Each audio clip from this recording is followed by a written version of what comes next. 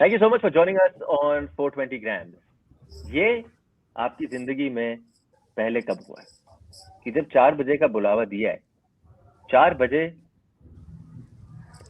4 बजे आपके सामने आ गए हैं? ये कैसे हो गया है? Is it because of the man in yellow? No. Is it because of the man in blue? No. So then, who is it because of? It's possibly because of the third person in this conversation. And the reason we've come together today is to pick his brains. Someone who's heavily involved with the football team, the national football team, someone who's also involved in club football as the head of analysis with FC Goa. I'm talking to Joy Gabriel. Joy, thank you so much for joining us. Hi, Before we good get to have into the you. conversation, yeah, but you know why this professionalism has suddenly come in?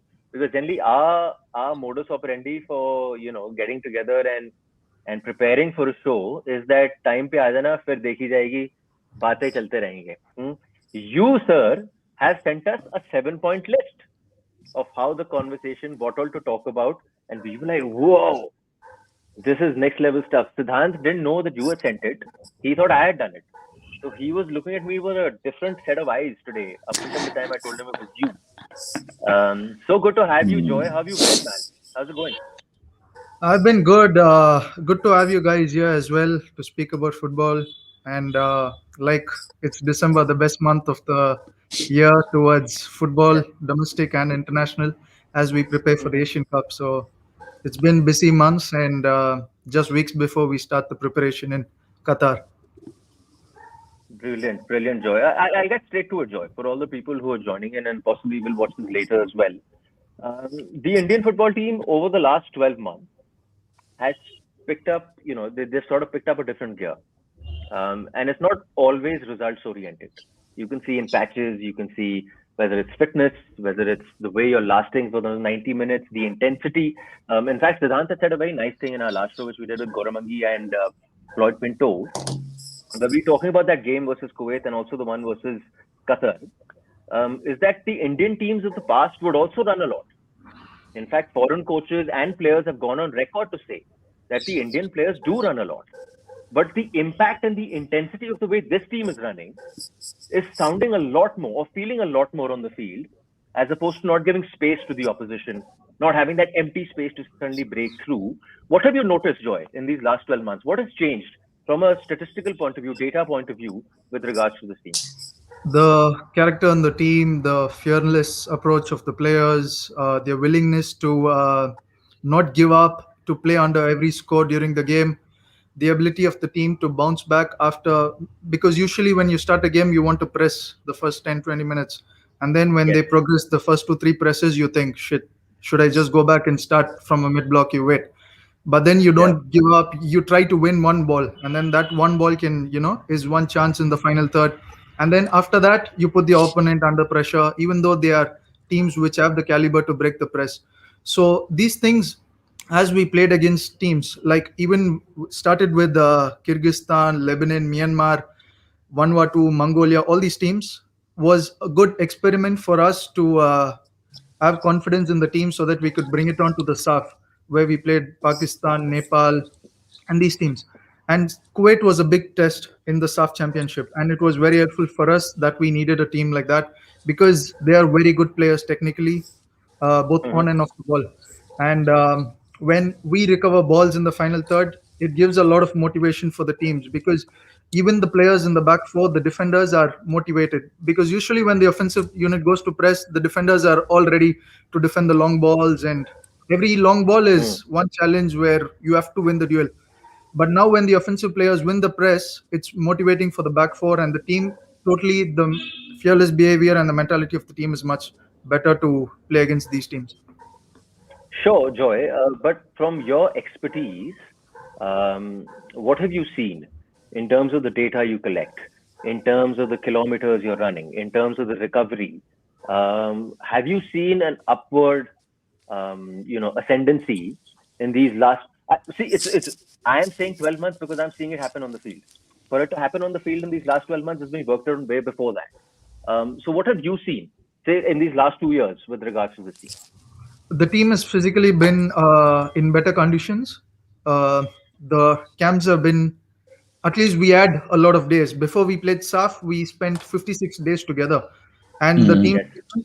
those 56 days were part of the success in the SAF because we remember the diet we were put into. And Hmm. if you would have a conversation with any of the players, they would tell you that those 56 days, the food we had on the table in the buffet, in the dressing rooms, was totally, uh, everything was monitored strict by the medical team and the, by the federation, what we got for Hmm. our IT, the snacks, the pre-match meal, and all of this. And also the rest hours were monitored. Players were not. Of course, we did have off days, but even off days were meant for massages, treatments, and the Hmm. Hmm. Hmm. players who were looked on by idols, by the younger players who came into the squad, like for example Sunil and all of them.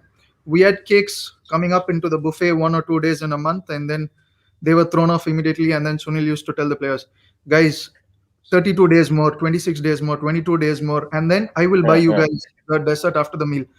And when we beat Kuwait in the final, you will not believe that the party we had after 56 days of being together, that party, Huh. I think the football team would beat the cricket team for sure. Because the party we had that night in Bangalore was amazing. But it was all initiated by Sunil for all the 56 days together. And post full time, we were like, let's go eat what we want. It was What like was on the that. menu, Joy? What was on the menu? Uh, during the 56 days.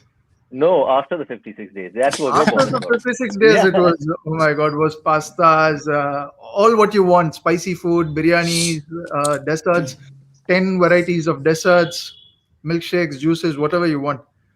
Was amazing that night. But the other 56 days, the team put in a lot of effort. Odisha government gave us a lot of facilities to train under their sports science centers. Of course, we had injuries back then. We lost Suresh, Rahul Beke during the preparatory camps, Purba as well. But it was a lot of dedication from the team, which in fact contributed to the results. But again, when we beat these teams, we also realize where we stand, and we don't get carried away by these wins because of course, you see the teams we play in the Asian Cup, Hmm. Uzbekistan, Syria, and Australia, and the rate where we beat Kuwait is a very important win and was a very spirited performance. But of course, we take this win, we take the positive out of this, but we don't get carried away because there is one team which nobody is aware of in Asian football, which is Uzbekistan. uh, Yes. the Solid the team. way the way they've developed in the recent years has been enormous. If you see their recent results, you would not believe most of their recent results, both in the senior level and in their youth level. For example, uh, their league has 14 teams, and they play 26 games in a season. And Hmm. today, I guess, not I guess, Mumbai play Uzbek team in the Champions League. Champions League. Now, Hmm. so their recent results include they beat Bolivia, Oman, Vietnam, and China. And the games they drew were against Venezuela, Mexico, and a 2-2 against Iran. And they are under 17s, which again is a Don't very scare us, Joy. People will no, run but away I'm from the saying conversation. Yeah. the results from Kuwait, we take only the positives where we have improved as a team. Like you mentioned, the team's ability to run every moment during the game. In SAF, we had problems where players used to cramp up minute 55, 60. But now you see it's very important, rare that you would find 10 images of national team players cramping in the last 1 year. Hmm. I mean, in all the games, if you take, it's very True. difficult. You would find images where players cramp. Of course, they come during the middle of the season. They come after preseason, Durand with the ISL clubs, which is also a key factor because the players are also in a well-established system with the ISL clubs. But all this contribute to the players' arrival to the national camps in best conditions. But what happens when the players train under a diet, they monitor their sleep patterns, and they know that there is a challenge in January, which was informed to the players in the Tri Nation where we played in Imphal, where the coach had mentioned that we start this tournament preparing for Australia, preparing for the big teams, preparing to play Hmm. against these Asian super giants. So the players also have this thing in their mind that I want to be in that flight which goes to Qatar. So all of them put in their yards. All of them, nobody came in, for example, a 50-50 challenge in a game. you will find there was never one player who went in 90% into the challenge. All of them went in 100%. And players who gave in 90% in the training sessions, you will find them out of the list. So this was one major thing which was in the different in all the national camps right now. Of course, the Asian Games was a moment where the young players were able to be given minutes. The other regular players were with the ISL clubs because it was outside the Yeah. window. But it was a good time for the coaching staff to look at the players who had the potential and who could make up their time into the But ranks. how do you quantify this from your lens is what I'm trying to ask you. Quantifying Um, this is in your lens, like what have you seen in terms of see, the only metric I am possibly talking about right now is distance covered, because that's the most common metric when you look at football. But there are so many other metrics that we guys don't know about, that of course you know because of your in-depth thing in this subject. So can you tell us a bit more about how you've seen a certain metric go from A to B, okay. which can be termed as success with regards to this team and what they're doing on the field? Distance covered cannot be termed as success, but we take how efficient it is covered. Because I could have Sunil. There are Hmm. moments where we spoke to Sunil from the coaching staff, like the coach sat down and spoke with Sunil and told him how effective, because Sunil is a player who likes to press. Even if the press is broken, he will press, chase the ball every minute. And if Mm-hmm. 5 players or 6 players out of the 7 offensive players who jump to press, and one out of the 7 is late to the press, Doesn't. press is not an effective press. So there are moments where he presses alone sometimes. So we told him that, and those in the GPS data when we get, they come as explosive sprints. So every game is one player with more explosive sprints, and we relate it with game situations like on video. And then because the problem with these presses would be when he presses, maybe the Hmm. opposition put 10, 12 passes together, and he has to jump, because if you play with one striker and he has to go from the center back to the center back to the goalkeeper, Ye- he keeps Yes. running. And finally, what we want is they play the long ball. And when they play the long ball and your defenders and your defensive midfielders recover the ball, Sunil is tired.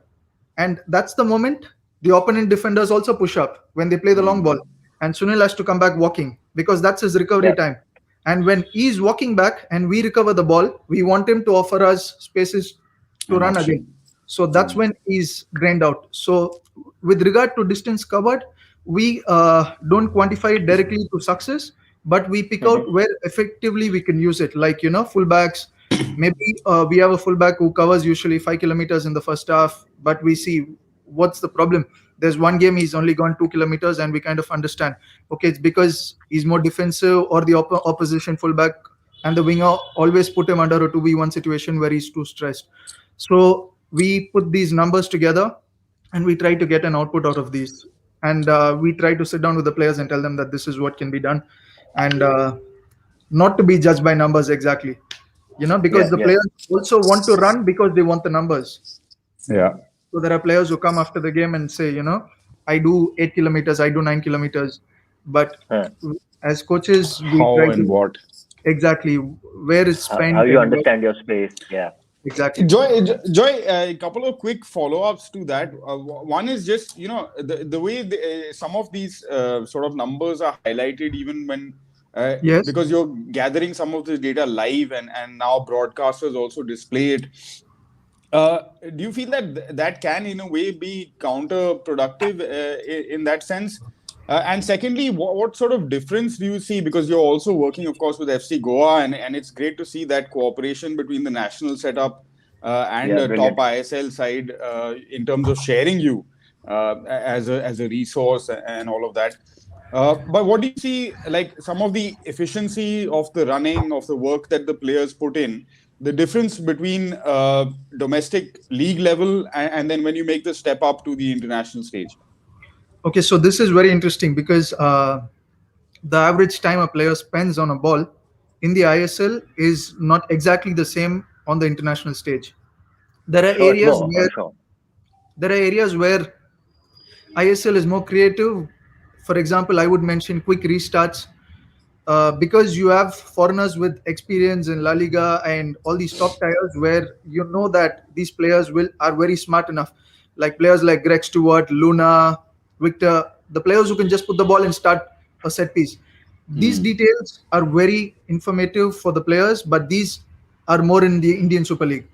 But the other factors, such as more time on the ball for the midfielders, is very limited in the international level, because teams like Kuwait, Lebanon, all these top teams, Qatar, Australia, they don't give you enough time on the ball, especially in the mid third of the field. Every duel you win, you try to keep the ball, but to keep the ball, you, as Indians, we want to make the perfect pass.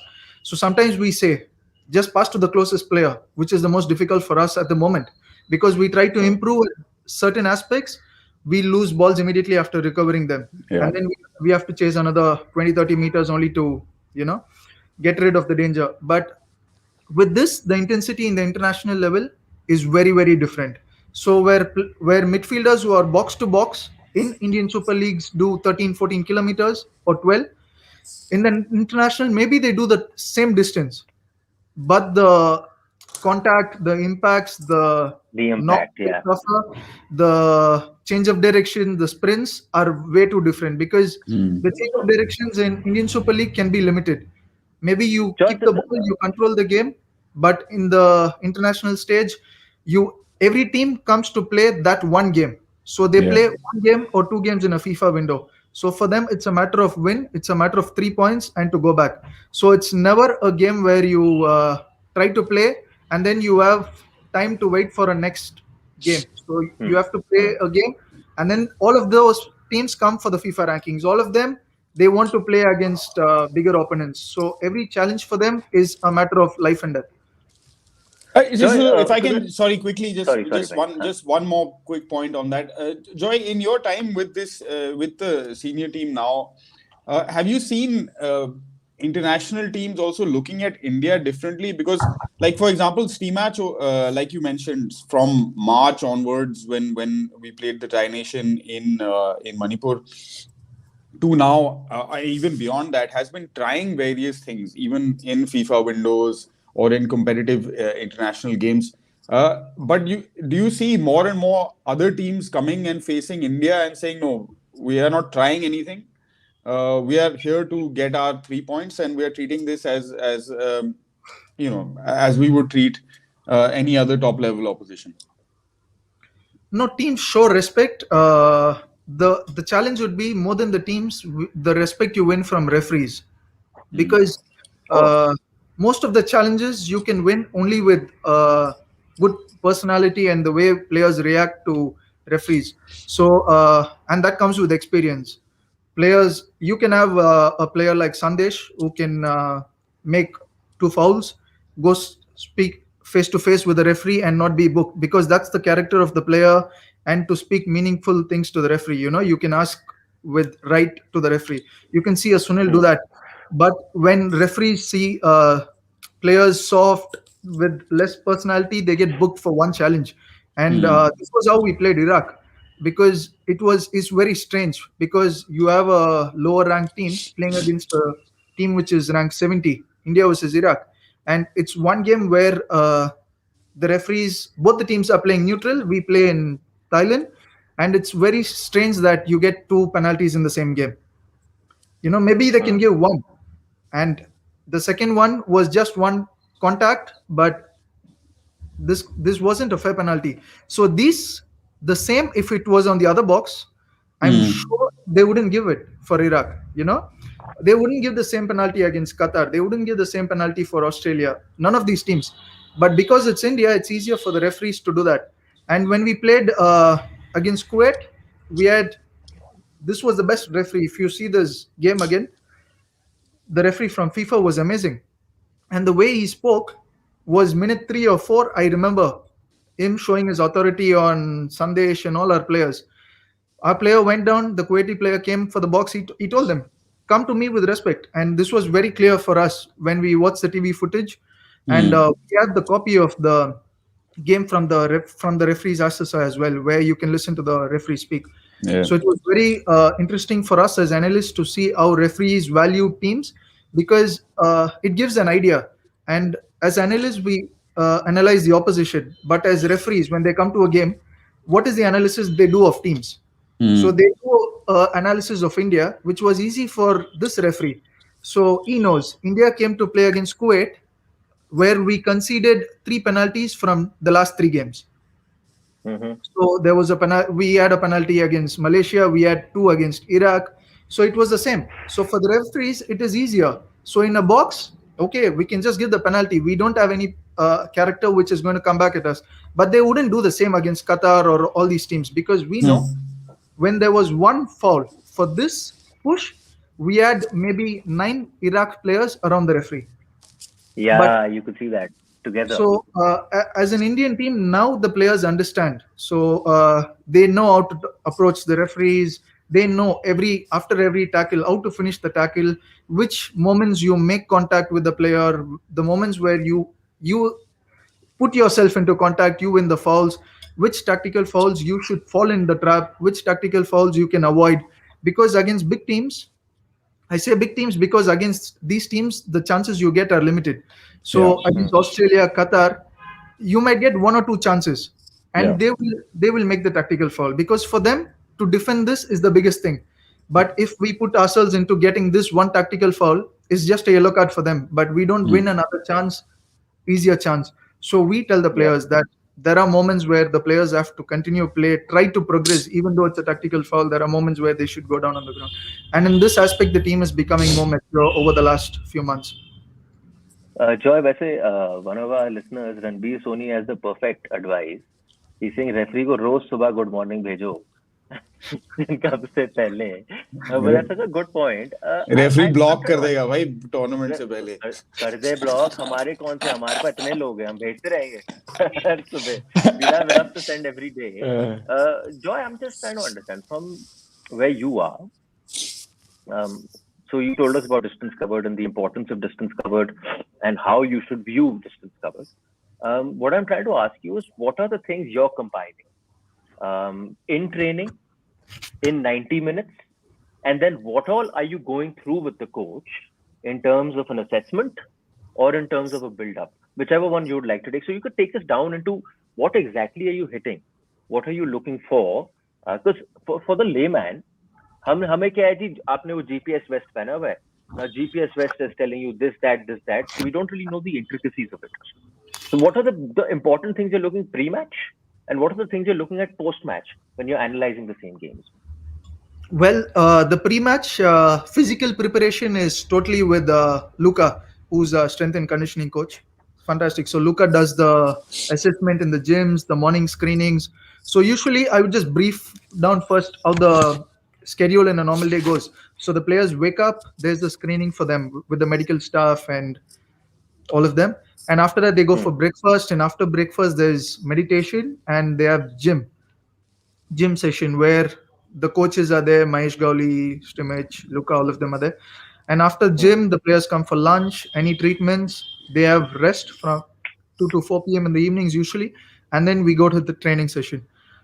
Post training, the team comes back, ice baths in the training dressing rooms. We come back in after that dinner, and we usually have a video meeting. But the video meetings are not monotonous and it's not every day. So before we play an opposition, we do two meetings. We do one, general attributes of the opponent, how the opponent plays in every phase of the game. Two, the key problems the opponent could give us, the key players they have, because the recent opponents we faced, most of them had key players who played in Europe, who still play in Europe. So we had to get across access to these clips to show them actions where they could be dangerous. The also we mentioned the attributes of the coach, because for example, Diego Simeone as a player would be the same as a coach, so you would know the nature of how the team plays. So we kind And of what did you get on Carlos Queiroz? Because it's like you can't read him. At least from outside, I Exactly. can't We read had him. the challenges, so we had to look back on set pieces, routines, which we saw from his time with Iran, from his time with the Egypt team, where there are, because once coaches like something, they do it everywhere. Again and again. So Point. we went through this. So this gives an overview on the opponent. And meanwhile, Stimich is in regular interaction with the players, inquiring their well-being, speaking with Luca, and preparing their probable lineup for the game day. And then in the trainings, players who give 100%, players who give 99%, players who give 95, players who kind of predict they're going to play already and don't give 100%, players who kind of predict that they are not going to play and given only 60%. So there are a lot of factors which contribute to the coach being satisfied or not satisfied with a particular group of players that he has to prepare his 11, but also keeping in mind the challenges we are going to face. Because I will mention one thing which would be key for the coach to prepare. Because one, you need to know how you can win the game. So to win the game, we need to know how we're going to score against the opposition.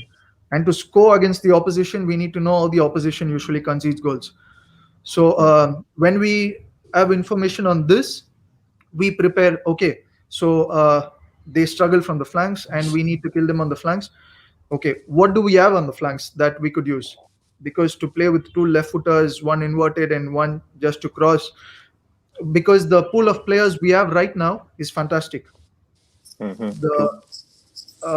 don't think we will need a different group of players than what we actually have right now. We've got a good group of players on. You're saying with regards to the Asian Cup, right? Right now. With Asian, that's with the the main Asian objective. Cup, because it's not the moment to pull in new strings, try more players, because we have played enough games, and but to prepare all of this, transitions and open play is one, but set pieces is another. And set piece again in offensive, we need the quality, the kind of delivery, we need the people to attack the box, we need the people to do the respective roles. And goal scorers will always remain goal scorers. Is not one day I could tell you that we have one player who's never scored goals. Of course he could score one day, but goal scorers in set pieces will forever be goal scorers in set pieces. If I give you a Murtada fall for a set piece, he's going to score, because we have been a victim to it. It was one game and he scored two goals of two set pieces against us this season. So it's an example where I say goal scorers will always be goal scorers. So when we know an opposition as 4 goal scorers in set pieces, because it's a national team, when we play Pakistan, Nepal, maybe they have one. Pakistan has Otis Khan, and Lebanon, we know we have to be careful with Hassan Matuk and a couple of players. But when we play Qatar, when we play Kuwait, when we play Australia, when we play Uzbek, when we play Syria, their players are massive. I would tell you the average height of the Qatar team is 180 centimeters. The average height of Australia is 182 centimeters. The average height of Uzbekistan is 177. Syria is 179. The average height of the Indian national team is 161, where we have players, So imagine, but this doesn't mean that short players cannot defend set pieces. So you could see Verratti in the man-to-man marking for Paris Saint-Germain. Mascherano was a very good set piece marker. So all of these actions, of course, if they say Sunil is the shortest player, so why do we have to mark Sunil with a tall player? Because Sunil still is one of the best players with this aerial ability in the box. So when we need to defend set pieces, when we have 6-7 short players, is very difficult against these big teams, because even though you are experienced, you want to hold the players, maybe you can manage 3-4 set pieces in a game, but that one set piece where they push you and jump ahead of you is impossible. We could defend that action. So this will be a challenge when we play these teams, because defending set pieces, or the other best way is to avoid giving them set pieces, and to avoid giving them set pieces is to avoid making fouls. So, case in point, Qatar, where you guys were conceding so many corners, exactly, at least in that first half. So these teams and every line of our defense, if they break, they are dangerous.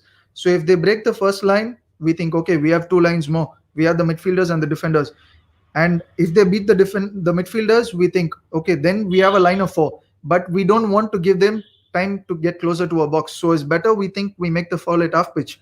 But defending every set piece is a lot of effort, because it needs focus from all the players behind the ball. Every player has to be focused. Yeah, Hansi's put it out perfectly, man. Exactly, is what I Yes, said. his timing is perfect. So is not the same where we compare with the height and the ability to win aerial duels. So Sunil is one of the players in the box who has incredible aerial ability, but to defend set pieces, we sometimes we do need height to get across all these players.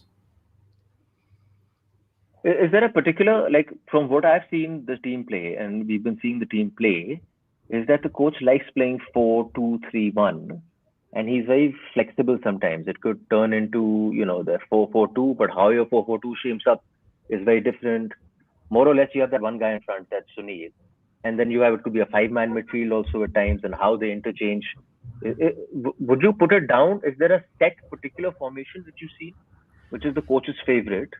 Because when you're talking Indian football, you're also saying, okay, now when you're playing Qatar, can you play that formation? Maybe not. When you're playing a Lebanon, can you play that formation? Yeah, maybe, because that's when your strengths really come into play. So how does that work? Is there a particular formation that you've seen the national team picking, and that is the set formation Well, for the again, the team going forward? system the national team plays is not a set system because you see a coach here in this example. One day he has Akash who likes to kill the space on use all the space he has on the wings, and another day he has Subhashish who's performing incredibly well, who uses the space. But also with offensive fullbacks, sometimes we have to think about what about the wingers then.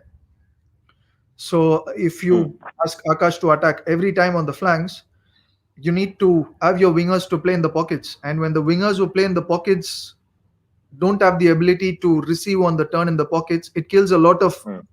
you might have your fullback who's already in attack, and then if your wingers don't control the ball with good orientation or lose the ball, you will be in a transition where you don't have your winger, you don't have your fullback, and the team's wide open.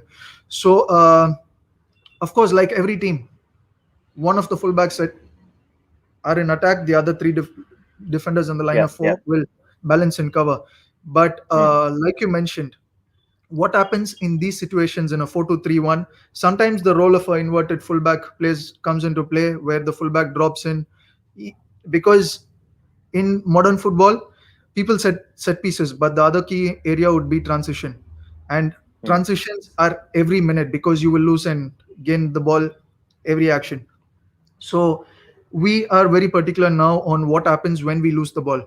So do we start running or do we press? And the team needs to know when to press when you lose the ball and when to start running back and drop down in a funnel until at least the box, because going down the box is still dangerous for us. So Hmm. in this action we kind of are improving every day in trainings, but it needs a lot of focus, not just for 90 minutes, because you would see a lot of games which change after minute 85 to 90, or between 90 to whatever time is on the clock for stoppages. So as fatigue kicks in, usually minute 65 to 70, the teams usually grow, teams which want to play Yeah. compact grow wider. And when the teams grow wider, 4-2-3-1s, they turn into 4-4-2s, and you will find a lot of disorder on the pitch. So for now, Hmm. we play 4-2-3-1 because we use our wingers more effective, and you would see a lot of goals coming from crosses.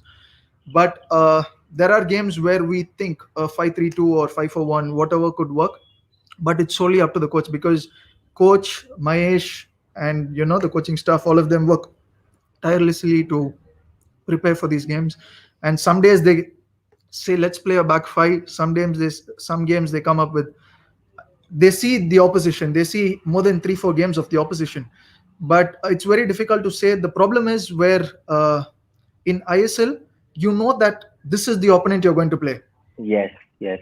So Mumbai City, we know that Mumbai City is this group of 18 players plus this group of players on the squad. And in 18, we know that this is the 11 players that start usually, and these are the Hmm. 4 substitutions which the coach usually makes. And we know the pattern of substitutions.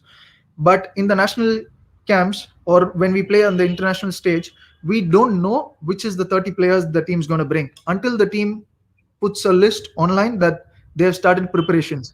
And when they put 30 players on the list and they travel, so we have to we kind of put all our sources open, we get to the hotels to find out the traveling list, we try to Yeah. understand which players have come. So we are picky on knowing which players are playing on the flanks, how they trained. And the problem is, you would say, for example, you would see a strike Manveer, who can play a striker, who's played Hmm. and in Mohun Bagan with Dimi and Sadiku and all these players who plays on the flanks. But in the national team, there are games where we have used him striker. There are games we have used him on the flanks. So on the international Mhm. stage, it's difficult to judge where the players are going to play. The centre back, for example, who played against India for Qatar, played striker for his domestic club, played attacking midfielder for his domestic club. So when Yeah. we prepare for the opposition, we are also keen to know where they are going to play in their national teams, because there are centre backs who play defensive midfielders who play centre backs, wingers who play attacking midfielders, strikers who play wingers. So all these collectively give an idea to the coach as to we had to play. For example, we had to play Akram Afif against Qatar on the Hmm. flanks, and Akram Good player. Afif with against Nikhil Pujari. So we knew that Pujari is very good offensive, but we didn't want to limit his offensive attributes. So we needed some support, and to put a winger there, like coach mentioned, Udanta was playing out switching flanks. So we needed more support. So rather than playing a five and killing Udanta and limiting Pujari, we thought, Hmm. we play a back four. And in this, coach is very flexible because he speaks to the players before he plays a formation. He discusses, he sees the team in training, and it's a lot of effort to take down 8 to 9 training sessions before getting his lineup for the game. And that's one reason why it's always good to have teams training for a longer period before going for a competition Yeah, or even for I a was game. coming to that. True. Bhai, I'm sorry, Joy. I'm just going to talk to my dear old friend here because we've been covering Indian football for a while now. Okay, we've been covering Indian football from the time it was NFL. Hmm. Then came the I League, and then Hmm. came the ISL.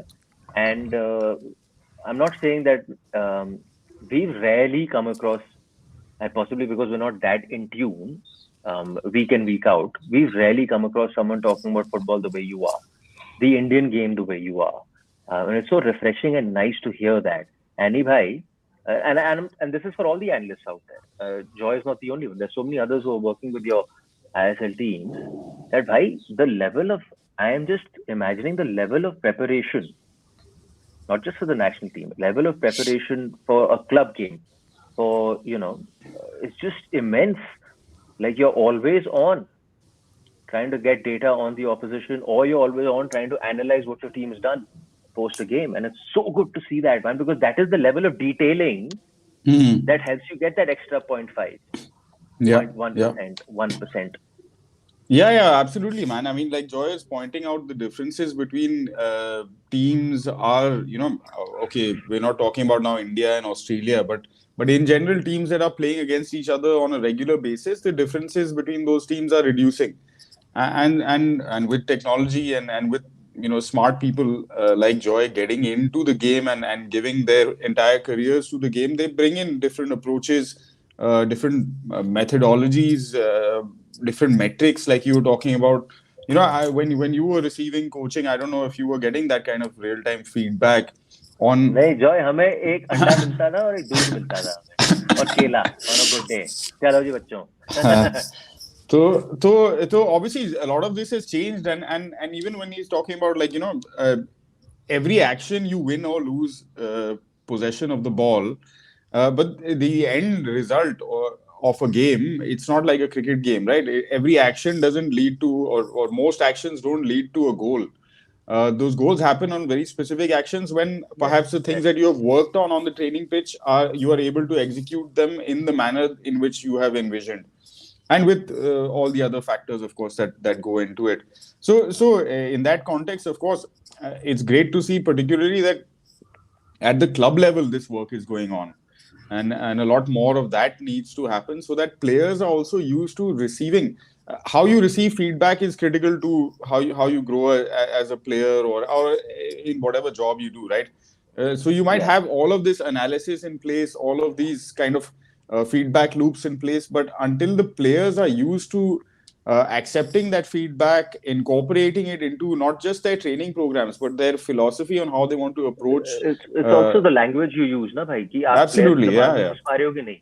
बिल्कुल बिल्कुल आपने बिल्कुल सही number बात। डाल दिए उस बेचारे के सामने जिसने पढ़ाई करी नहीं है, वो कहेगा भाई ये हम्म क्या हो गया, ये तो ज्यादा हम्म हो गया. yeah yeah Someone who's not used to numbers, then you got to find a different way of telling him what's yeah working for you, what's not working Yeah, for you. it's not just numbers, because a lot of coaches now, Pandit, and we've talked about this often with so many coaches who we've had on the show.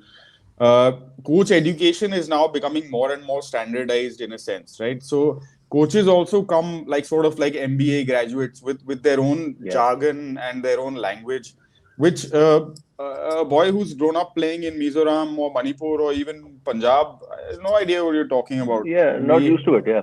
Yeah, absolutely. And maybe Joy can also shed some light on how this structure is being built up from the ground up. So, what's happening maybe at academy levels, for example, maybe at even specifically at Goa, how this kind of analysis work feeds into your youth programs, your women's programs, other programs. So that from a very young age, players are used to working in this system that now modern football has made it. I mean, there are hardly any players who are, that exceptional Paul Gascoigne type character, Diego Maradona, who can do whatever the hell they want and then just rock up and still own it. So the basics have to be followed, and maybe we can go back to Joy on his own journey in this or process in this. Sure. Yes, Just sticking. Hanji, Joy. yeah, no, I was just mentioning that with youth and with youth development in domestic structure with Goa, it's a place where people love football. One, so Hmm. the awareness of football and the joy behind kids growing up with football doesn't need to be highlighted to parents Thought. Hmm. Yeah, like yeah, agreed. it's in a metro city like for example Delhi or Mumbai or Bangalore. So Hmm. parents know, and most of them would be football fans themselves, so it's easier for them to accept that my kid is playing football, he's training so and so, he's training in this ground. And Goa is famous for football. It's an Yes. amazing place to play football Also, to also live. structurally, you would say that Goa structurally is way ahead of most states in this country. Exactly. And in FC Goa, the system for youth, the coaches, designated coaches for youth teams, we have separate analysts who work with the youth setups. And I get to see what's happening. We have a group where we see all the teams which play, the results from every day. So, is every 48 hours there's a game, either friendly games, preparatory games, or because the Goa Pro League, the development team also plays in the Goa Pro League, the under Hmm. 19s, under 17s, under 15s, under 13s. Plus, there is a league called the Little Goas League with for the kids, for the grassroots. Hmm. So this structure is very interesting because not just them playing, but all these with collective footages. Because for coaches, they would like to see how they coach. For players, they would like to see how they play. And for coaches, the important Yes. thing after a game is to see how their teams played, because that is their level of, that is what they get out of a game. So Hmm. it's not just salary which they could pick out of coaching kids. So Yeah. it's they want to see how their teams play. They want to see what their kids have been doing, how they do it in training, and how they do it in the game. So with this, as having maybe 5 or 6 analysts in the club structure is very fantastic for us as a club to even for me, because now while I'm home on emergency, I have somebody who's helping me. So Pankaj is taking care of the first So, team. so you're saying you're generally a team of two, three at best per Yeah, team. for the first team, but for the youth, we do have separate analysts for every youth category. So the club is amazing that way because the structure is good, where the coaching staff are designated for each category, and this allows you to monitor players when they grow from up the ranks from under 15s to Yeah, under Yeah. yeah. 17s to under 19s, and finally the objective is to make your own players for your first team.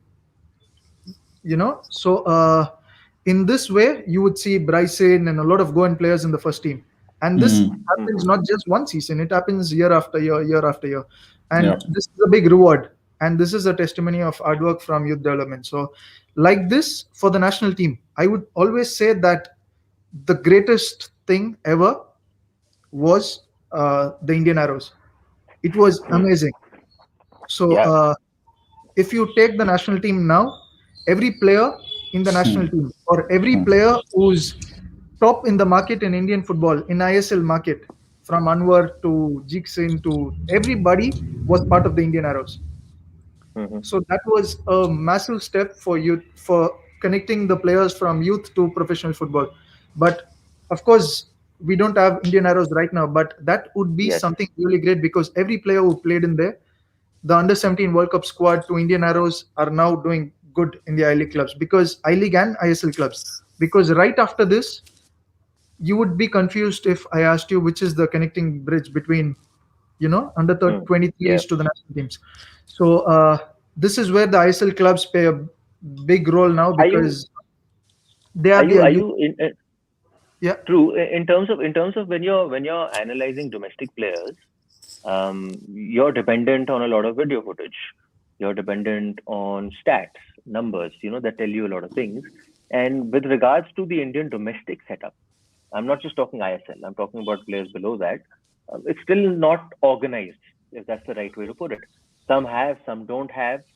exactly. So is there a challenge sometimes that with some you have lots of data? You're like, okay, I know about this guy, but the others you have nothing to work with. Yes, but So then more than how do you data find that now, balance? to evaluate players more than data, because the data sets are limited. I League, because we don't have a calendar, we wait until the last moment to get the Yeah. schedule, and then some games are telecasted, some no. And the telecast, for example, tactical tel- uh, Yeah. to Yeah. compare tactically is very difficult from a TV footage, Yeah. because there's one amazing goal kick where I want to see how the teams press, and that's the moment Yeah. they show the crowd, or they show a replay from a throw-in which happened 10 minutes ago, and then the Mm. next moment I see is the corner on the other side. So tactically you can't use the TV footages, but to watch players, I League players, we do watch a couple of I League players on a regular basis, both for clubs and for the national youth teams, for the under 23s and for the youth teams. But at this point, we don't go with data. We rather prefer to see the video of the player. We see Mm. what video provides. Of course, videos from agents show the best actions. You can Mm. Exactly. look, anybody look like Messi on a video. So Yeah. we try to watch the full games, but it's always better to see the players in person, face to In face, person. Yeah. in person. True. Uh, And that is challenging always, because you can't travel and watch all the I League games around the year.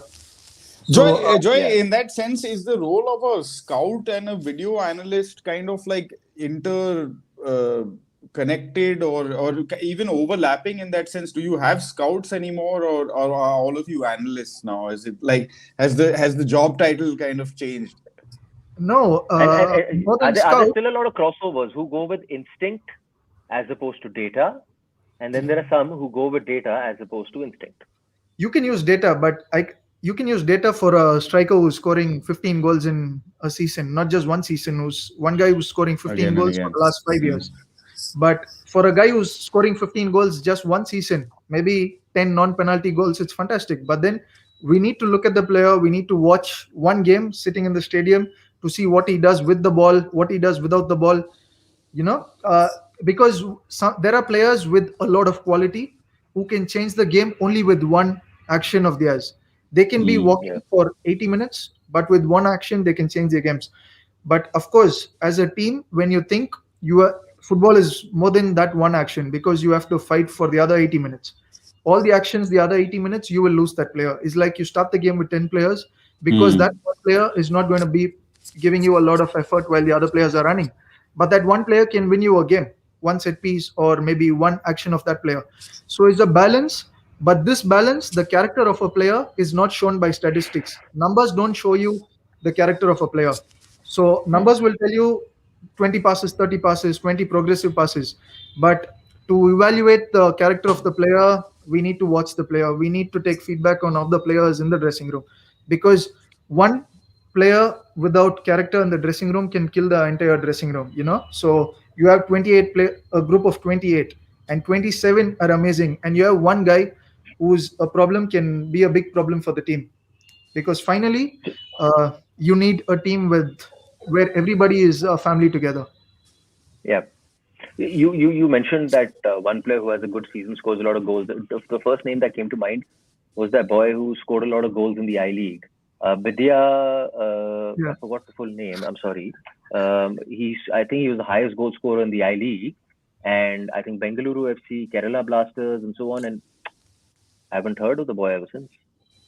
I haven't seen him score too many goals. So yeah, I'm guessing that one season wonder is good to highlight and talk about from Watch the afar. player. Of course, you can watch the player, but how they would fit in the professional structure, it makes a lot of difference.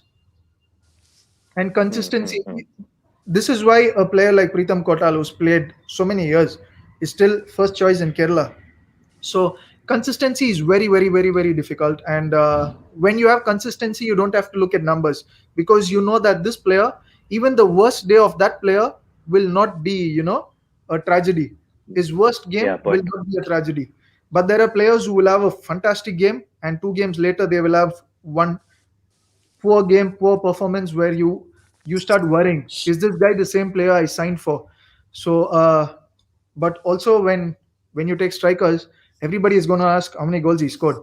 Yeah. But hmm, sometimes, like, and this comes where coaches look at data. There are coaches who put a lot of effort into identifying patterns in data, and there are coaches who trust just data. But with the national team, of course, we do use data, but finally it's the coach's experience as a player, hmm, the coach's experience as a coach, where he understands where and what every player is thinking during every part of the game. He knows what the players want from this particular training drill. He knows which players are shy in front of in some drill. There are players who in the gym are shy because they don't like to do things on the gym. They like the Hmm. ball. hmm, You give them a football, they will love it. They will smile. There are players who like the gym, who like to come with the flask, the protein, and start doing gym. So of course, hmm, there are you need a balance, but you Yeah. will have technical players who don't like the gym. They are very good with the feet. You need one player like this, because finally you will have a fantastic team, and this team can play together as a team. But maybe you play against a good team, nothing, the game is 0-0. You're playing Yeah. football, you're keeping the ball, they get the ball, they keep the ball. So finally nothing happens. To win a game, you if you know you have a left back against who your winger is challenging, and the left back is very poor, but your hmm, winger needs that bravery to go time in and out to destroy him. You give a chante, you tell him, go 10 times against this player. You give another winger, go 10 times against this player. So we need those players who bring a little more than collective to the team. Finally, you need individual brilliance to also win important games. So this is the difference, because now we fight the national team, we fight matches as a team. But to win matches against Australia, Uzbekistan, Syria, we struggle, because Australia, they work as a team, same like us. But all their 11 players, so 10 outfield players, leaving the goalkeeper, all 10 of them have the ability to dribble past players. So hmm, all 10 of them, even their centre back can dribble past players. He can dribble like one of our best dribbler. Their centre back can take shots like one of our players who shoots in the final third. So all their players have individual brilliance. So finally, the individual brilliance with the collective effort wins games. And this we struggle, because there are games where we see a player who's 6'5" or 6'3". He's huge, and you have to dribble past him. The only way is to tap and run. And with experience, when hmm, you tap and run past experienced players, the first thing they do is put the body across you, and they get the foul, or they're smart in the because that's their experience.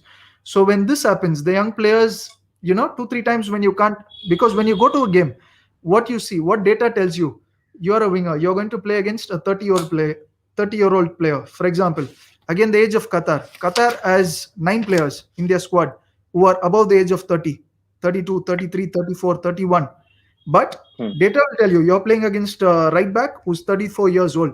But I will tell you, the best Indian winger, you give them the ball, because from experience, they don't know how to play against players with this experience. So, when you play against experienced players, you have to be very sure of which moment you have to take advantage of. And this comes with experience. And for the problem is, in India, we tell players are young players, young players. But for example, we said Tapa as a young player 5 years ago, 6 years ago. it's, And huh, now we still say we have a young team, because it's actually not a young team. We have players with experience, but they are hmm, young with their maturity in sport. So to dribble past experienced players, you need a lot of experience as to when to put your body across, where to tap and run, when to keep the ball, when to get the foul, which moment to make the runs. And this is one major difference where, like you mentioned, scouting players, we need footages of, but footages won't give player behavior such as this. So we Exactly. prefer to go to the stadiums and watch the players. Fair. And if I just before we get into, of course, the acceptance of analysis and all of that in terms of Indian football and Joy's story as well, I just want to close this entire Indian chat that we've been having because you said a very nice thing about the Aussie team right now. How at least 9 of them can dribble, or at least all of them, when on the ball, seem extremely comfortable. So let's just put it like that. Australia, Uzbekistan, Syria. I'm sure you've already done whatever you had to do about them. If you could point out that one thing that I've come across in your analysis with regards to all 3 teams, 1-1-1, could you please tell us that? Australia one, Uzbekistan one, and Syria the other. Okay, Australia is physic, explosive power, and of course, they are very good in every aspect of the game. We know they are where they are vulnerable at, but of course, is not our strength where they are vulnerable at. So we have to know that the game is 90 minutes. So it's not just you start the game for the first 45 minutes, you are organized well, and then the problem is when you play these games, when you go one down against these teams, if you go one down first, then you tend to panic because they will be more comfortable, they will move the ball faster. The tempo how these teams shift the ball is faster, because sometimes when we want to keep the ball, we play from fullback to centre back, centre back to centre back, centre back to the other fullback. But the tempo they switch the ball is usually fullback to centre back to the winger. Is they every 2 passes we make the skip a pass, so the game is more faster, and they know when to bring the tempo down. So if these teams go ahead and score first, they will bring the tempo down, and with panic we run a lot behind the ball. And when if we come down and we are, with our discipline, if we are patient and we come back in the game, say a 1-1, then is our chance. But if we concede the second goal, is very difficult against these teams, that the team bounces back. So we always want to start the game stronger than the opponent, and we want to score the first goal. And there will be times when, of course, all teams want to score the first goal, but if we concede first, we also know how to manage the situation. So with Australia is the same one. With Uzbekistan also, we would want to start the game in the best possible way. One characteristic of Uzbekistan that you suppose really summarizes that team. Aggressive and direct football. They play very direct. A lot, because it's not the same as Australia. Australia, you would see players with a lot of technical abilities, players who are dribbling with both the feet, crossing, tall players, tall centre backs who are dangerous in set pieces, overloads on the set pieces. They could put 2 players more in the offensive set pieces because they know that they are players who can recover and win the transition. This was Australia. With Uzbekistan, a team with a lot of aggressiveness. They are players who are willing to go into every challenge. They have players who don't give up on duels. They are players who can have a knock and be able to sprint 5 minutes later. So a team like this. And of course, their offensive players do have quality because they play outside in Europe.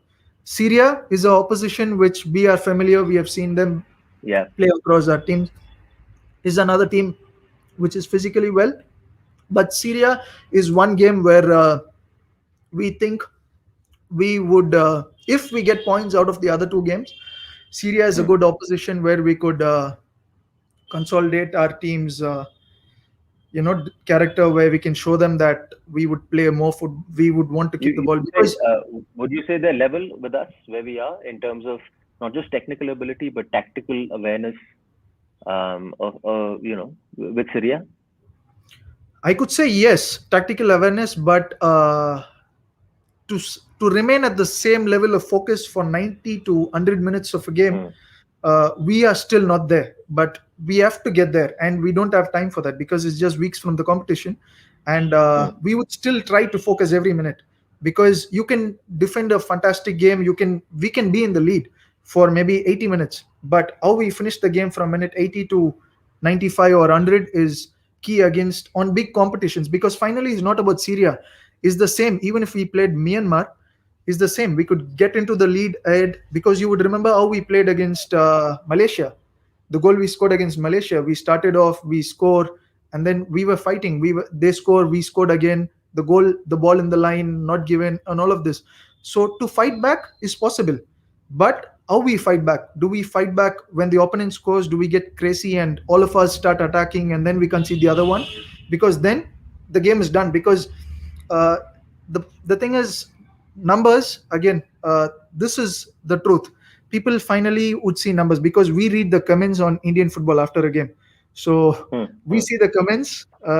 There are comments, and sometimes match days we have maybe 50 guys sending the lineup to Stimich. Coach, try this lineup.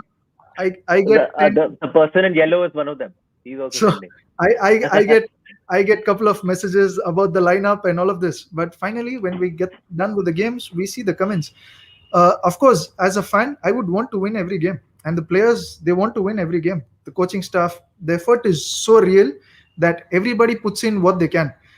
We try to change, but we start a game, and when we win Kuwait, when performance, people take on the numbers, ball possession 50, it's incredibly important how we take numbers. So we are happy with how much we have kept the ball, because I would tell you the numbers behind the last 1 year. We have improved in a lot of aspects. Crosses, we have improved by 14%. We have moved to 55 to 60% accuracy in crosses. More than, because finally possession leads to what? Because you can keep the ball for 10 passes. When Qatar think, okay, India's problem is being on the ball, so let India have the ball, and when they lose the ball, let me go back at them. So if they give us the ball and we make 10 passes between center backs, full backs, midfielders, and then there's one moment where one of these passes will be bad, or the tempo of these passes will be slow, and then they initiate the press. And when you suddenly see 10 guys behind the ball who are waiting in a mid block, and you suddenly see all of them jumping to press, the natural instinct would be, because we are not there like a team from Europe where we see 10 players coming at us and we want to make the perfect pass between lines. We pass back to centre back, we pass to Gurpreet or Avinder, and we know the consequence of what comes after. When you pass to the goalkeeper, the opposition will press the goalkeeper and the goalkeeper will put a long ball. And then is a matter of fighting for the duel, the second ball, and a lot of other things. So we understand. So even coach with Stimech, the same with Manolo, all of them, they know which part of data they have to take. We take position as a positive metric because we are brave on the ball. Because this is one thing we want. We want to keep the ball. But the opponent, sometimes when they play against us, they say, let India keep the ball. Let's see what they do.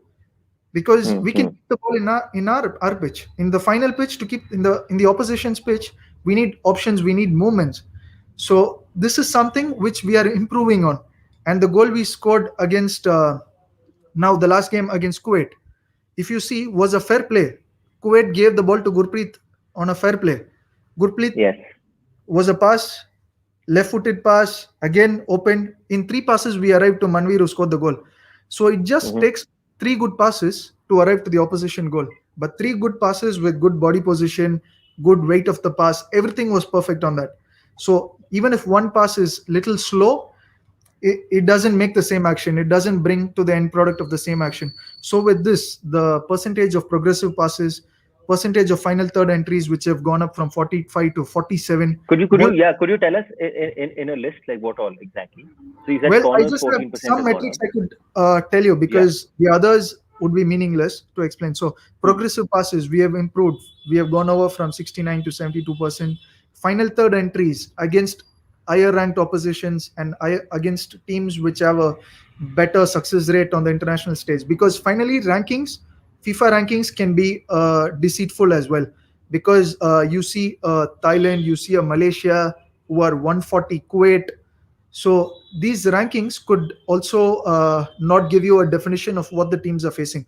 Because Malaysia's recent footballing methodology, where they bring in naturalization players of different origin who play for Malaysia, and then they get to play for the national team. So with this, their football has changed a lot, but their FIFA ranking would totally not matter where they are above 100s or 130s, 140s. So with this, when we say against better teams, our possession has increased. It's gone over. Now we play against better opposition. We are able to keep 45 to 54% possessions during the games. You remember the game against Qatar as well. It's not Yes. that these teams want us only to keep the ball and wait for our mistakes. The teams know that finally they recover. They only wait in a block. They don't spend their energy. They give us the ball. And when you score in a game, that's what normally we would do. If we scored in a game, we are not going to keep running crazy, keeping the ball. And Qatar, the goals Qatar scored against us, the first attack of a game, more or less, the first when the first half started, they scored a goal. The second half started, they scored a goal. So, and then to come back from that and to compete, to fight is very Hmm. difficult. But the boys were Yeah. fighting throughout the game because conceding minute in the first 3 minutes, conceding in the first 3 minutes of the second half to go until the end of the game was very difficult. And to keep that mind up was difficult. But still, we kept the ball. We were brave on the ball, moving the ball side to side. The duels you win in midfield, 50% duels. All these numbers which I tell you are still Hmm. not good numbers. 50s, 45s, 61s are not fantastic numbers. But they're Good getting in better. comparison to the likes of Australia, you're saying? To the likes of Australia or No, Spain? they're getting better gradually. Yeah, It's yeah. just No, sure. just a growth. Yeah. It's Hmm. just numbers where we are getting better at winning duels. You see a player like Liston uh, going back and defending. You see a player like Liston again winning aerial duels. You see Tapa winning aerial duels, and Liston doing it again in club football. So there are some things which have changed. You see Mahesh defending. You see Changte defending. So these actions contribute to having these numbers. So shots, which is the least which we have right now, and which is worrying. Hmm. And of course, we try to get behind it, but keeping shots on target is something which has been a concern because we are a team which has 30% shots on target. But Mm. we have improved in every other aspect of the game, progressing to the final third, breaking lines, winning duels, keeping the ball. And with shots will come goals naturally. And now we are Yeah. having goals, but these goals come from crosses, second line Here and players there. attacking the box, and these actions. So these are the few numbers which I could give you, which would be easily, interpreted and taken into consideration. But this number, which is between 45 to 60, in Asian level, for us to compete with Kuwait and these countries is fantastic. You can still win a Hmm. game winning 50-60% of duels in the mid third, but you cannot play against Australia, The Uzbek, next and level. Syria with 60-65% of success rate in mid third. Because these teams, we also have their data from their recent friendly games. For example, we Hmm. have the results of Australia and all these teams, and their midfielders. If we take four of their midfielders and we put together their collective and their individual performances, all of them average 73 to 78% success rate in aerial duels. So, which is Hmm. out of 10, they win seven, seven duels. So Yeah. this is battle between midfielders, wingers, forwards, centre backs. So every position is battle between their players. So to get there takes a lot of time. It takes years. It starts with grassroots. It starts with youth. It starts with player ability to understand the sport, players' ability to show character on the pitch, and training routines and all of this. So we are getting better, but we don't let this numbers carry us away, because having more Yeah. possession than Qatar is not something we would let us be carried away with. But Yeah. we understand where we have kept the position. We had possession of 20-22% in their opposition pitch in our game Yes. against Qatar, which is a That's not fantastic bad. metric for us. So we take this positive, and without showing the number to the players, we try to get those video clips, and that's what comes part of our feedback with the coaching staff and to the players, because this put the players in a position where they understand, okay, we are able to do so and so in the final third. We need more tempo on switching the play. Because finally the game is about moving the players, moving the opposition, keeping the ball with the right body position and all these attributes. And with this, to work with both the coaches, for example, with Stimich and with Manolo, for me, it's been Hmm. easier because Manolo is another coach who's fantastic in identifying uh, how young players, what potential they show, what could be their Hmm. character, and what data can mislead an analyst into. Because as an analyst, I could take 40 pages of printouts to the coach, Yeah. and Yeah. you Yeah. just tell me, okay, these 40 pages for you, but I know a player looking at one training session or one game. So this Yeah. is the Hmm. person Hmm. he is, and he perfectly knows what every player is thinking in every moment of the game. So this is Man. how I connect between working with the national team and the club. Good Annie stuff, bhai, man. If so I can just, I don't yeah, know if you've just noticed, uh, this generally like post all our video chats, which is the trend nowadays on social media. I put out a thread of the key points ताकि उसके दो नजरिए हैं ए हमें भी थोड़ा traction मिले on social media and also if someone doesn't have the the bandwidth to go through a 1.5 hour conversation at least you get main meat. I'm just hmm. wondering how long I'll take to take out the points because there are so many points that Joy has given us. Joy, I think I'm going to be, fulfilling that analyst role today after this conversation is over till at least late night to take out It's some all good right. points. Ani, मैं कुछ You कह have रहे थे? till next week, man. तो आराम से करना रोज एक पॉइंट डालते रहना कोई दिक्कत नहीं है. No, I was just saying just picking up on what Joy was saying in terms of the difference between India and these other teams. The last time I saw Australia like in person obviously was at the World Cup, and I think their opening group game was against France. And if you look at the numbers, Joy, correct me if I'm wrong, but they might be quite similar. So they would have had a higher possession number because that's how France play. They allow the other team to have the ball and all of that. They scored the first goal, but if you look at those critical numbers of duels won, tackles won in the middle of the pitch, all of those that go behind perhaps are not like front and center numbers.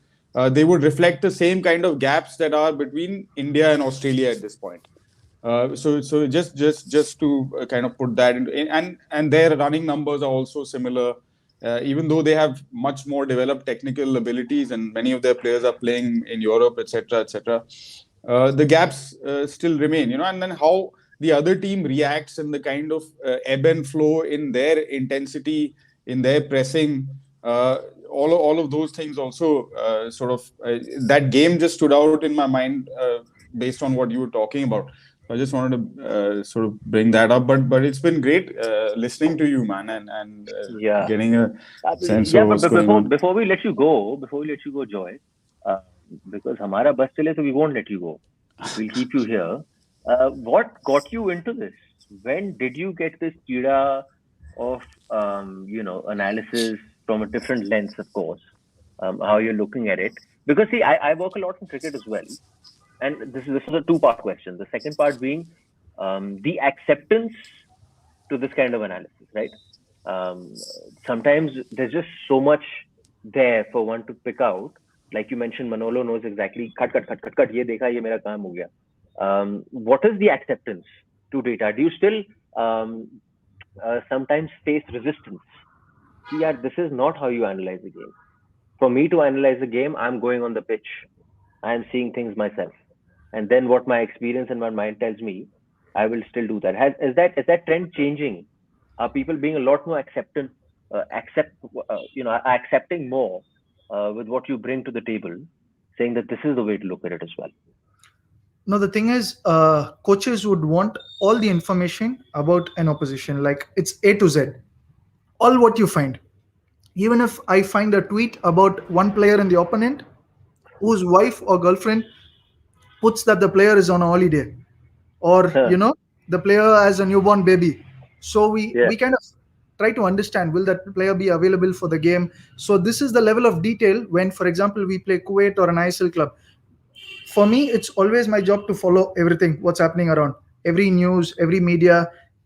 We followed Qatar now, following, I followed the Instagram of their chef, the Instagram of their Maseo, the Instagram of all the 8 analysts. They travel with six. क्या मिला Joy? Please tell us. So क्या no, it मिला? was like to find whatever you can, whatever best you can bring out, at least their travel date, or at least we see some of their stories and we try to understand the players who have traveled. We see players who come with who in the airports take game ready, and some training session photos. We screenshot the photos and see photos later where we see some players training with non-football shoes, where we know the players from recovery, and then we try to go on LinkedIn, see the player's last domestic played game. Maybe if he played in Russia or in Greece, we try to connect that team. We see tweets as to, we see the injury, we go on Scout, get the injury footage. We kind of try to understand how long would that take for that player. So we try to bring everything on the table for the coaching staff. But finally, for the head coach, we don't trouble the head coach with a lot of information. All of this, we put it across to the assistant coach. The head coach is more focused on preparing his team, getting his lineup for the opposition, preparing his training sessions. So with data in FC Goa, I take all the data available. We have Amrit, who's a data analyst. We have Pankaj. We have a couple of guys. We have a fantastic group which is run by Lokesh, who's a football director, and Ravi, who's a CEO. So we work together. We get a lot of data. We put the data together, but finally we know we are not going to take a file full of data and go to Manolo. So Yeah. I try to find patterns on video, and then that I take to the coach, because one good video for the coach will be better than 10,000 books of data on one opponent. So that's True. the kind of coach he is. So he perfectly knows every player in the Indian Super League. If you tell him one player from an ISL club, he's going to tell you the street the player was born, his age, his foot, his Yeah. everything about his family. So his knowledge about the sport is very good. So there's no need for me to take 20 slides of what the player does with the ball, without the ball. But he's going to tell you this is the strength of the player. So he's going to tell the player, be careful with this player, because if you go very soft, in 10 minutes he's going to show you that today you will not go against him.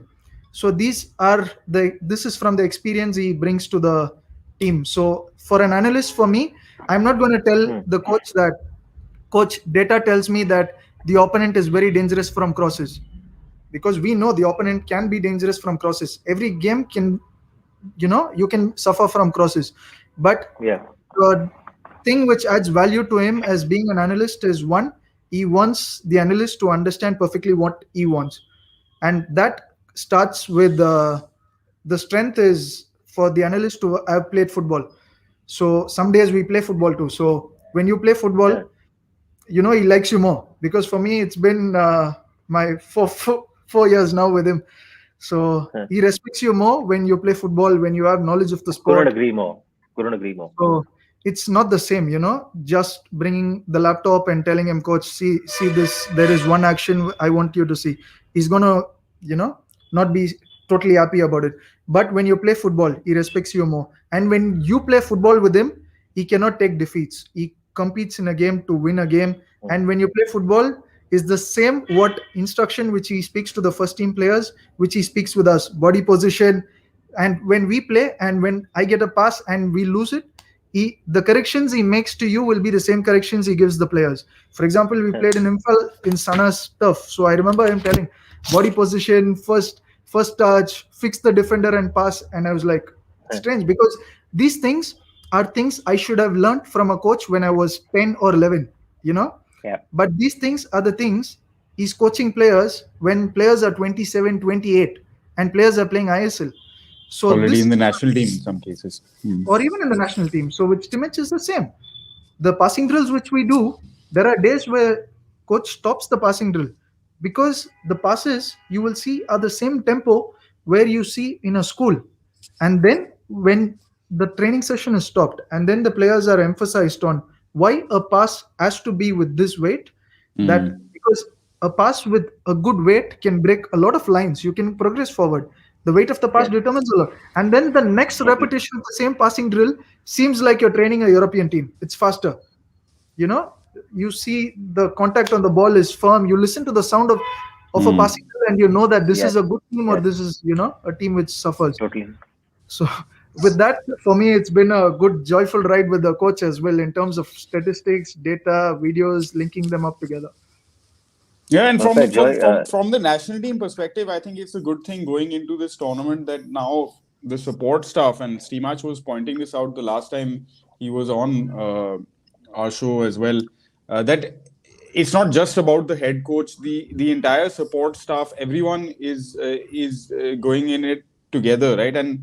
And so everyone understands each other. Like Joy was saying, that environment is there in the national team camp, where players who are outside it want to be in it, and players who are in it want to stay in it, and for as long as possible. So that's a great positive beyond the results and whatever might happen, because the pata hi hai. But And it's more like family also now, because more or less the same group has remained together for all these Yeah. For competitions. how long? For how long? You guys Since were together? February end or March, I guess, March, Yeah. from Tri Nation and March. Impulse. And with me to present the videos, it's been amazing with the group, because the first video presentation which I did was Kyrgyzstan. Yeah, I think was Sunil and the entire team when I introduced myself. And then I started presenting on the opposition, and players were looking after the game. They were speaking to me and all of this. And then we came to Bhubaneswar. So this is very funny, because at one point when we had to play against Vanuatu, so I had a squad photo of Vanuatu that they were training in beaches, playing in, because it's a country which struggles financially and they are trying to do well in football. So we showed them a best version of how the team will play, because we always prepare for the best side of the opponent. So, and then when at one point the game before, players had told me, don't show an opponent that they are Barcelona or Real Madrid to us. You know, don't put us an opponent like that. I was like, okay. But then when I spoke about one or two, I remember in the presentation I told them, guys, I will play in the lineup of this country. So, and then they were like, okay. And the next day, no, 2 days later, we played 1-2 in Bhubaneswar, and the game was 0-0 at halftime. And Yeah. Sandesh, Amrinder, all the team was coming back to the dressing room. So they told me, you will play in this team in the lineup? Okay. The next training session, you will play with us. You play with And I us. was like, yeah, guys, but we had a good interactive feedback at halftime, because like in ISL, we are allowed to communicate between the bench. So I speak to Benito, who's our assistant to Manolo. But in the national team, I run down to the dressing room. So coach spends like 30-40 seconds. We speak first about what happens in the game. So we spoke about the game, and then finally was a goal we scored in the minute 74 or 73 against Vanuatu. And then after when the team came back to the dressing room, we were all smiling, hugging each other. We were preparing for the next game. And the next day, training session, I wasn't supposed to go for the training because I was doing the feedback and the next opposition. And the bus didn't leave the hotel. And coach and the players, I get calls back to back on WhatsApp. Joy, the bus is waiting for you. You have 5 minutes, bring your boot and see you in the bus. Yeah, come on, Vanuatu. And then I went for the training session. I played, was a small side game with the players who didn't play. And it was fun. I played, and after the training session, the coach, the players, all of them, we congratulated each other. We had good conversations. It was a good game. So then the players start understanding. I told players, was my dream to be a professional footballer, but I couldn't be there because I'm the person, when I play football, when I see in the training session, when I see coaches putting cones and markers, I think, shit, today is running. Shit, today is gym. Today is weights. I used to go home. When I see the goalpost ready and I know today is a game to play football, that's a training session I like. Small-sided games.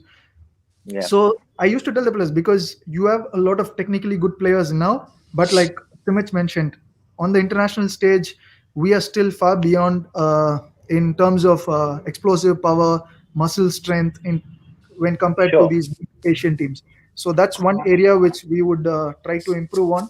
But let's see, we've got a couple of weeks before we prepare in Qatar for Australia.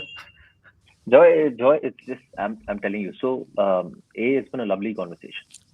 Everyone who's joined us, and I'm sure so many others will join, have been posting such an informative conversation, and you can see the passion sort of oozing out with your words as to how you're involved in this, not just for your franchise team, but also for the national team.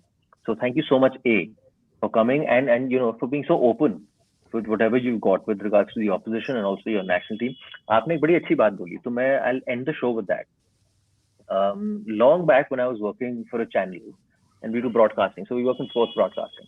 So we had one of these meetings, slides, PPT, and I'm the kind of guy, which is why I said how you put that message across is so important, right? So I switched off in 2 minutes. As soon as I see PPT, I'm like that, right? So वहाँ पे मेरी बारी आई. How can we become better at analyzing a game? How can we become better at telling people this is what you have to see? I said, listen, I have a very simple theory. If you're talking cricket and there are 20 people in this room, how many of you are playing regular cricket on a weekly basis? No one's hand went up. So, which just means you're watching it from afar. अरे थोड़ा खेलो भाई.